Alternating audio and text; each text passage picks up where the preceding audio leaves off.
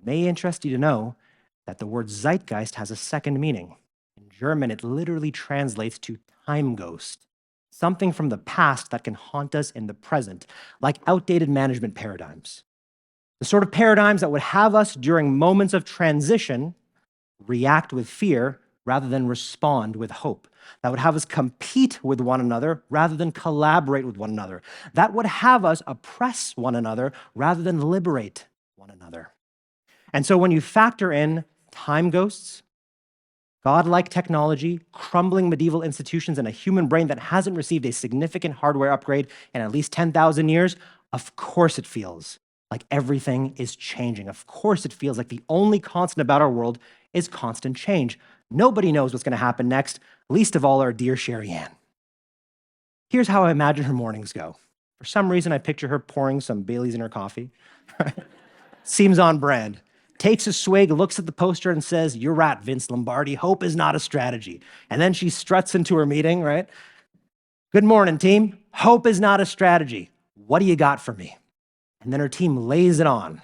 Her team says, "Tariffs on, tariffs off. Did you see what Trump tweeted? We're burning out. Artificial intelligence may raise this entire company. There's a fight happening in the parking lot between 100 men and one gorilla. It is bonkers."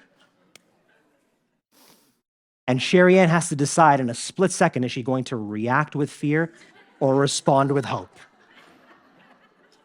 When we react with fear, we do the most counterproductive thing. We stop leading and we start managing. When we react with fear, we invite organizational darkness. And if any of this seems far-fetched, just Google at any time you want, "My boss is." Just type this into Google and let the autofill search results reveal to you what the average Canadian thinks of the person entrusted with their well-being second only to their family. And you will find such colorful responses as "My boss is goofy," "My boss is toxic," "My boss is gaslighting me," "My boss is a mass murderer," "My boss is a werewolf," "My boss is my secret husband."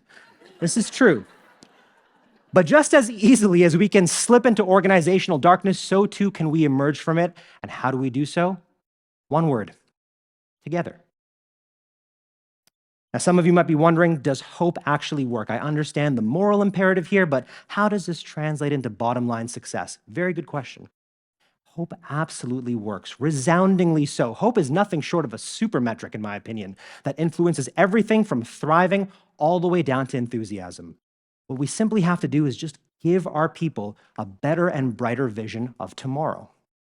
So when leaders say hope is not a strategy, I think what they're really saying is that hope alone is not a strategy, and I think they'd be right. But hope plus action, boy, that is a blueprint for a better and brighter future. Hope without action is just a dream, but action without hope is a dead end. A $366 billion leadership development industry brought us to the following dead end. Concurrent to this, however, children are experiencing a very different zeitgeist. Oxford studies 25,000 stories written by children every year and looks across 3 million words what the most recurring words are to establish some sense of what children are experiencing.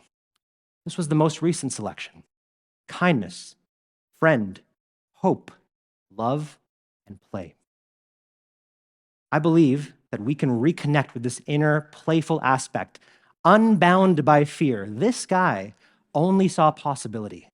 This guy was fearless. His whole world was ahead of him. And that's why this moment that we're meeting is so imperative, because it gives us a safe place to upgrade the default program, which we know we're going to sink to time and time again.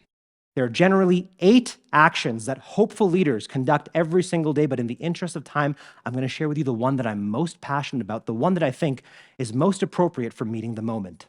And it is as follows: co-create the future. Here's how we do it.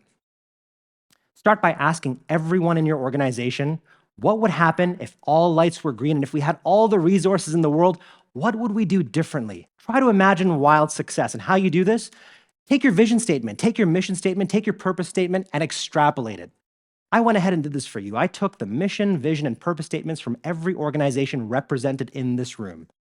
And I tried my very best to imagine what would happen in the year 2045 when we all succeed at the highest level.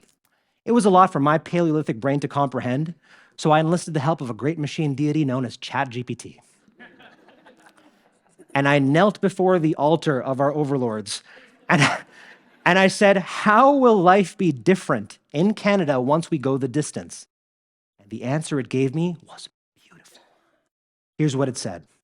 Life in 2045 Canada would feel balanced, vibrant, human-centered, hopeful, inclusive, secure, and alive with possibility. Incredible. We should all just merge into one big company, shouldn't we? Right? But we have to approach this work like a child would, because a child wouldn't get inspired by this. How do we galvanize everyone in the organization? How do we give them a vivid understanding of a better and brighter tomorrow?